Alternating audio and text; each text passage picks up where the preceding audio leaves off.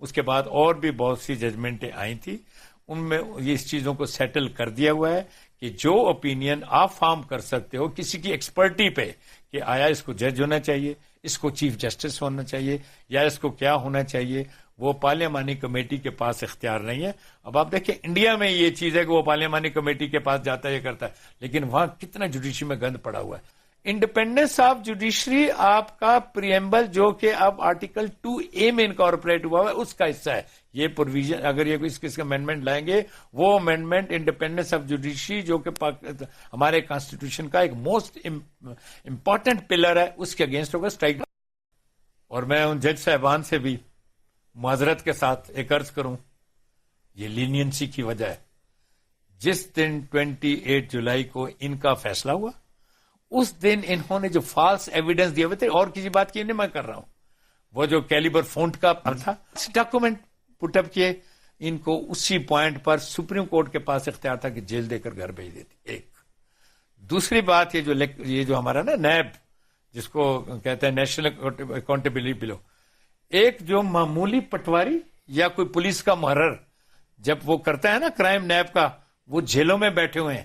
اتنے بڑے آدمی نے جس کے اگینسٹ اتنا سیریس چارجز ہیں، ملک سے پتہ نہیں کتنا بلین روپیز پاکستان سے لے گیا، آپ اس کے اگینسٹ اس حد تک آج تک نہیں کر سکے کہ اپنی پاور سیکشن 24 میں، جو کہ نہ صرف اس وقت جب ریفرنس فائل کیے تھے بلکہ آج بھی ججمنٹس ہیں ہائر کورٹ کی، آج بھی آپ ان کو جیل بھیج سکتے ہیں۔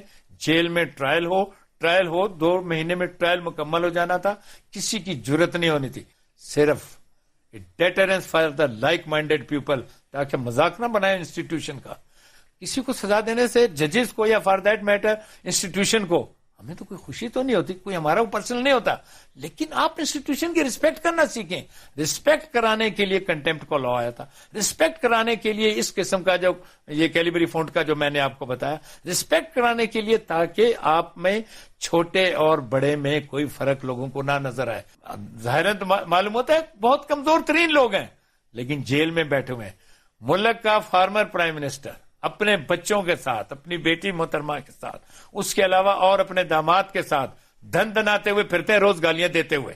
ان کو آج تک کسی نے پوچھا؟ ساتھ یہ جیل بیٹھے ہوتے، ٹرائل وہاں ہو رہا ہوتا، اسی جج صاحب کو ہدایت دیتی کہ آپ وقت ضائع نہ کریں، روز جا کر ٹرائل کیا کریں جیل میں، پروویژن ہے، آپ نوٹیفائی کرتے ہیں۔ میں دیکھتا کون سپریم کورٹ کے خلاف یا فار دیٹ میٹر پارلیمنٹ کے خلاف یا کسی انسٹیٹیوشن کے خلاف کوئی بات کرتا۔ جب تک ہم لوگ انسٹیٹیوشنز کی رسپیکٹ نہیں کریں گے، اس وقت تک ہمارا سسٹم نہیں چل سکتا۔